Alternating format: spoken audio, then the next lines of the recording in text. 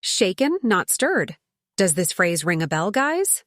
Of course, it's the legendary James Bond's classic order, isn't it? Yes, the iconic Martini. How could anyone forget that? Exactly, the Martini. In fact, I'll never forget my first encounter with this enticing elixir. It was at an upscale bar in downtown New York. The bartender, in a dark suit and shiny shoes, skillfully stirred a glistening cocktail that held the entire room's attention. I can already imagine the atmosphere. Must have been quite an experience. Oh, absolutely. I could feel the seductive allure of sophistication and luxury just from the moment the martini glass was placed in front of me. The drink was perfect, clear as crystal, cold as ice, and sharp as a dagger. In that moment, I felt like a Hollywood star grabbing the glitz of the silver screen. Wow, Scarlett, you make it sound so mesmerizing. I've been wondering why Western culture is so fascinated with martinis. Now, I think I get it. I'm glad you do, JiHoon. It's hard to deny that a martini has a sort of glamour that few drinks carry. In fact, it seems Hollywood has a bit of an obsession with it.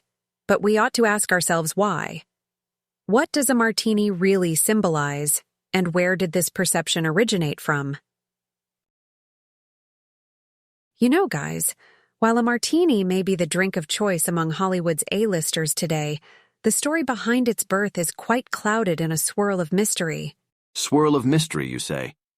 I'm intrigued, Scarlett. How exactly did this cocktail come to being? Well, the origins of our beloved martini are mired in debate. Some say it was first served during the gold rush era in a small town of California named Martinez. Hence, it was originally called a Martinez, but evolved into martini. Hold on, Scarlett. I've also heard another version of its origin story. Some argue that the drink first originated in New York City at the famed Knickerbocker Hotel, under the masterful hand of bartender Martini di Arma di Taggia. The Knickerbocker Hotel claim. Yes, that's also a popular theory, although there isn't a consensus about which idea is accurate.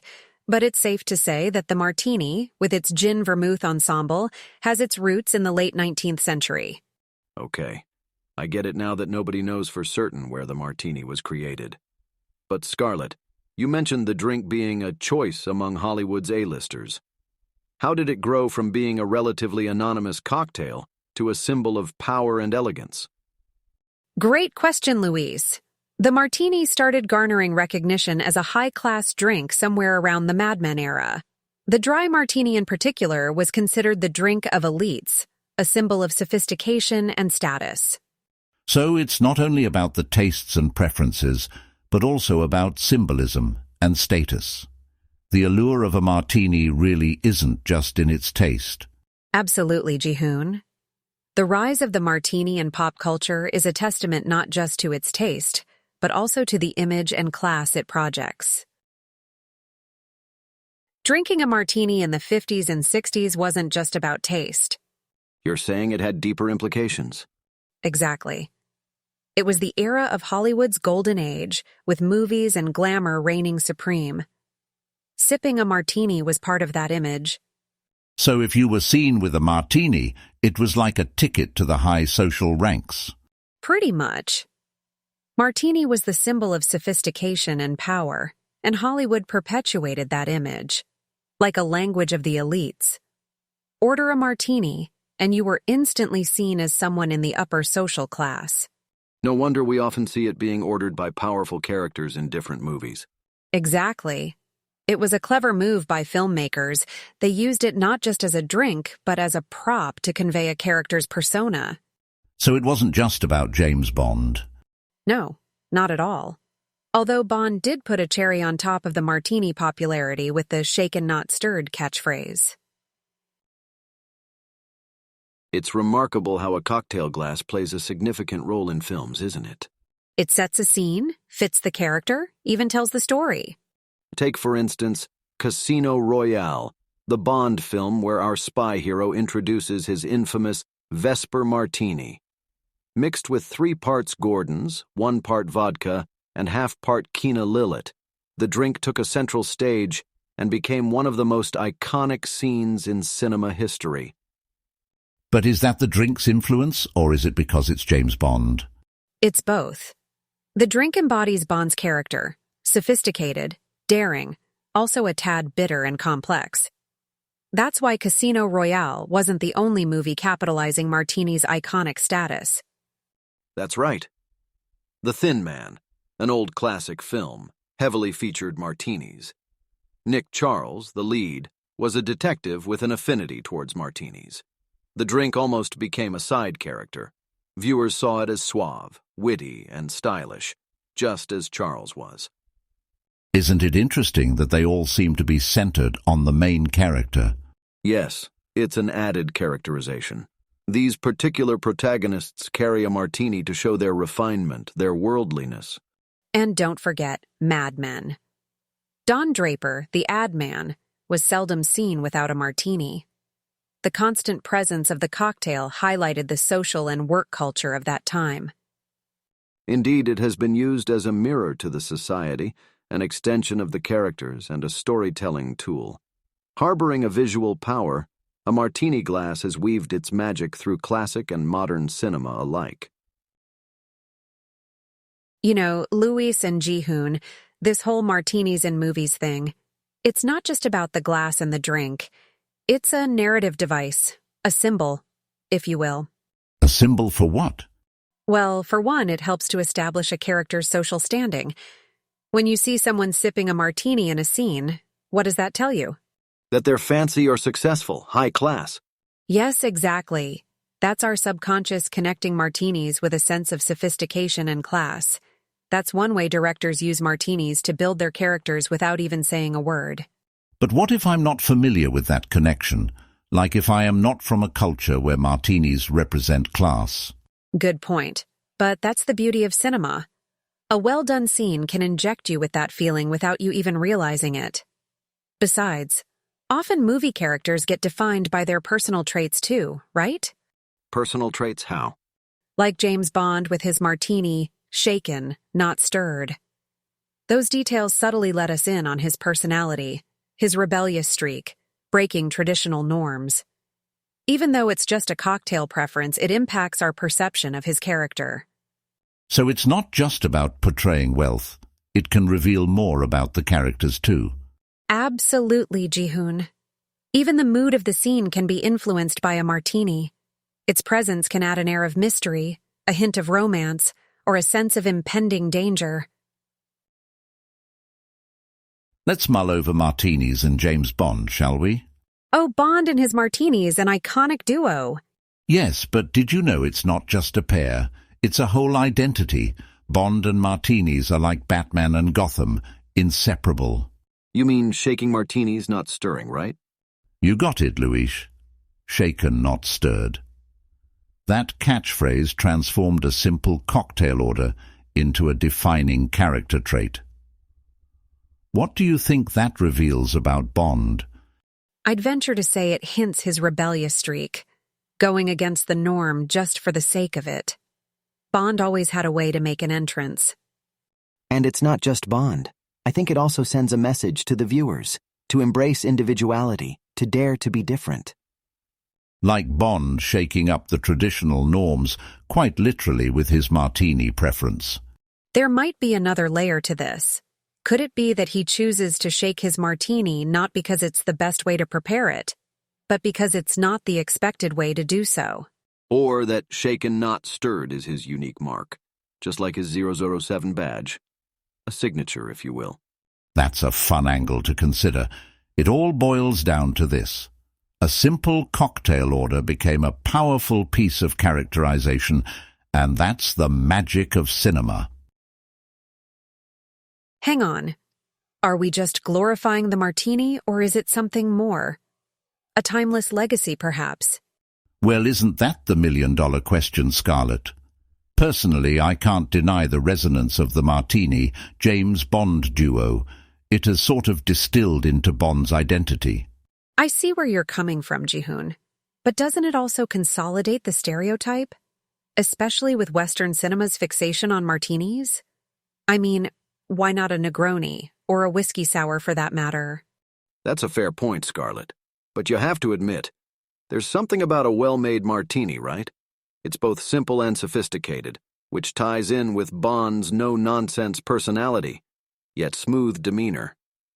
So, you're suggesting that the drink choice reflects the character's traits more than anything else? Exactly, Scarlett. It's not just about the glory or the stereotype.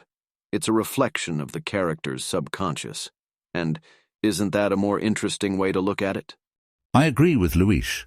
Despite the potential advantages of other cocktails, the martini's clarity and elegance seem to match Bond's love for the finer things. Well, looks like we might be going in circles. But let's agree to disagree on this. One thing's for sure, a martini in hand does add a dash of glamour to any scene. Now, moving past the silver screen, it's impossible to ignore how the martini's undeniable symbol of sophistication really extends into our everyday culture.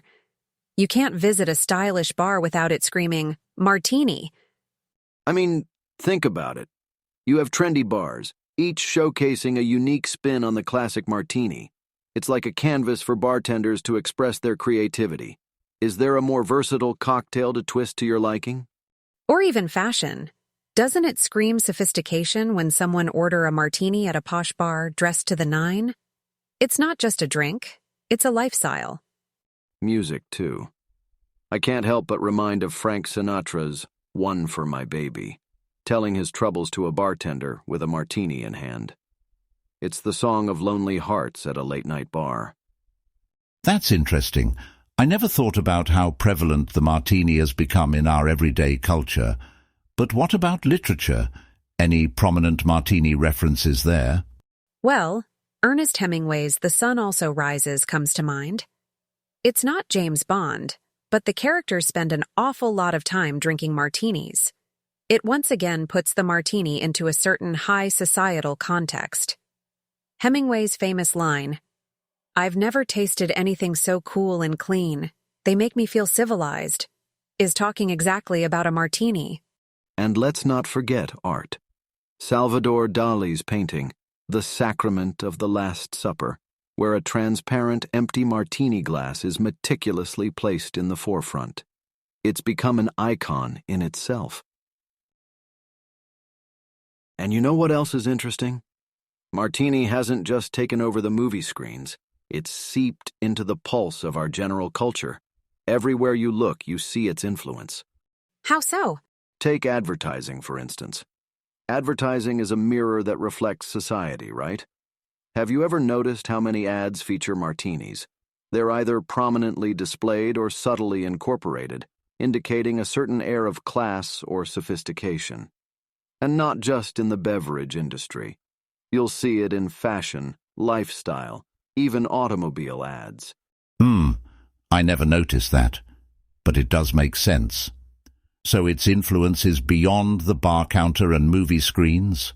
Exactly, JiHoon. It's more than just a drink. It's a symbol. It's a cultural phenomenon being used to represent a lifestyle, a status. It's everywhere.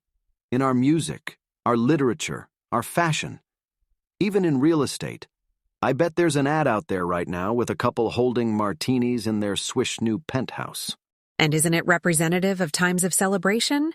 New Year's Eve, upscale parties, corporate events. It's like the go-to drink to signify a special occasion. Absolutely, Scarlett. In fact, that's exactly why it's made so many appearances in advertisements. When companies want to advertise luxury, celebration, and elegance, they turn to the martini. It's like shorthand for the good life. Speaking of martini variations, Luis, do you have a preferred recipe? I'm a fan of the classic wet martini. Oh? And what makes a wet martini wet? It's about the ratio of gin to vermouth. A wet martini has a higher proportion of vermouth than a dry martini. And what do you like about this variation? Well, the vermouth mellows the flavor of the gin, adding a bit of complexity. It's well-balanced and doesn't hit too hard. Perfect for the end of a long day. Interesting. JiHoon, do you drink martinis? I'm no connoisseur, but I do enjoy a good cocktail. Hit me with your favorite recipe, Scarlett. Well, I love a good dirty martini. Dirty, huh? So you like it with olive brine? Yes! I find the added saltiness complements the gin. I add a bit more olive brine than most recipes call for, but that's just me. Sounds intriguing. Might give it a try next time. This brings to light the artistry of cocktail making, doesn't it? Changing one ingredient, its quantity or the preparation method can lead to a completely different drink. Exactly, Luis. And that's the beautiful evolution of the martini over generations. It's fascinating how one drink can have so many variations, depending on the place and the personal preference. JiHoon, you traveled a lot before settling down, right? You must have had a chance to taste different variations of martini around the globe. Yeah, I've had some memorable experiences. In Japan, I was introduced to a fascinating take on martini called Sakura Martini. The infusion of cherry blossom liqueur in the drink offers a sweet balance to the classic martini's strong flavor. Wow, that must have been a unique blend of tastes. How about in Europe? In Spain, I tried what they call a Basque martini. It's similar to the classic recipe, but they use Spanish gin and vermouth. The gin has a more herbal aroma, and the vermouth is quite floral. It was like a refreshing twist on the classic martini. Herbal aroma? Floral vermouth. Sounds like a symphony of flavors. It definitely was. In Italy, I tried a Negroni, which I was told often replaces the martini in casual social gatherings. The Campari in it adds a delightful bitter note that curbs the sweetness of vermouth. Negroni, I've heard of it but never tried. Might give it a go. Yes, I'd recommend it. Each country seems to have their own take on the classic martini. These variations show how the essence of a place gets poured into the cocktail shaker, offering a new perspective on the traditional recipe. Excellent point, JiHoon. The journey of martini across cultures is truly fascinating. All right, so about the commercial aspect. Now, we've watched our fair share of movies, and I think it's safe to say that a character sipping a martini suddenly seems more sophisticated. Am I wrong? No, you're not wrong, Scarlett. It's like the martini gives them this magic aura of elegance and refinement. Suddenly, everyone in the audience wants to have what they're having. And that's exactly it. This translates into a marketing advantage. Every time James Bond orders his martini shaken not stirred, it's indirectly a promotion for martinis. Right, but is it just about featuring the martini, or do stars endorsing them off-screen also have something to do with their popularity? Excellent point, JiHoon. Just as movie characters sway audiences, real-life celebrities have a huge influence as well. When they sip martinis at award shows or in behind-the-scenes footage, they're indirectly endorsing the drink. It creates this charisma around the martini. That makes sense. But how much does this charm actually translate into sales? That's what I'm curious about. Funny you ask, Luis. According to a study I read from Beverage Society, sales of martinis spiked every time there was a new James Bond film. Apparently, approximately 25% of vodka sales could be attributed to martini cocktails, and that's huge in terms of numbers. 25%? Wow, that's quite influential. Yes, and this is not just about today. The trend has been consistent for years. It appears Hollywood celebrities and martinis have a highly profitable symbiotic relationship. What do you think has contributed to the changing perception of the martini over time? Well, JiHoon, one factor definitely would be film and television. Like we said, every time James Bond orders his martini, shaken not stirred, suddenly, everyone wants a martini. That kind of mainstream media exposure took the martini from the realm of sophistication and broadened its appeal. Right. And I think that as the film and television landscape evolved, so did the portrayal of martinis. They began to be associated not just with elitism, but with a kind of cool, swanky style that resonated with the younger audiences. Suddenly, it wasn't just your grandpa's drink anymore. Exactly, Luis. And it wasn't just action heroes like James Bond that were seen sipping martini. This drink began to show up in sitcoms, rom-coms, even in animation. Think Roger Rabbit with a martini, right? Martini became more accessible, more relatable in a way. I see. So it became more mainstream through its increased visibility and varied representation in media. But did it lose any of its high-class charm in the process? Surprisingly, no. Despite becoming more mainstream, the Martini has managed to retain its aura of elegance and sophistication. You don't see that kind of sustained appeal with a lot of things, much less a cocktail. And can we take a moment to appreciate how it has transformed over the years while still staying true to its origins? I mean, from classic gin martinis to modern variations like the espresso martini, it's always innovating. Absolutely, Luis. So, inasmuch as the Martini evolved to fit changing tastes, it also drew people in by remaining, quintessentially, a martini, the drink of elegance and class. Luis, JiHoon, let's flip the perspective here. We've been looking at how movies, shows, pop culture shaped Martini's place in society. What about the other way around? How has the iconic Martini, with its stir of elegance, molded our actual, everyday social places? Our bars, our restaurants? Interesting point, Scarlett. Just think about cocktail menus, for instance. Hasn't the Martini always been like a cornerstone of any respectable bar? I mean, I don't know many bartenders, but wouldn't you say preparing the perfect Martini is a sort of badge of honor?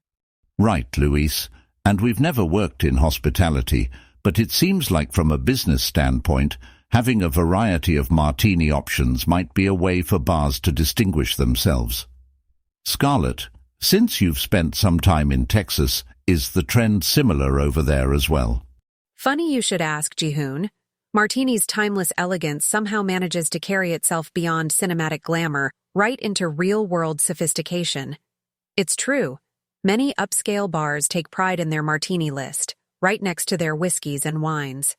There's this whole ritual to it. Martinis stirred, not shaken, of course, garnished just so, served in that iconic V-shaped glass. Right. But it's not just about that, Scarlett. Mixologists have created countless spins on the classic martini. There's apple, chocolate, espresso, even breakfast martinis.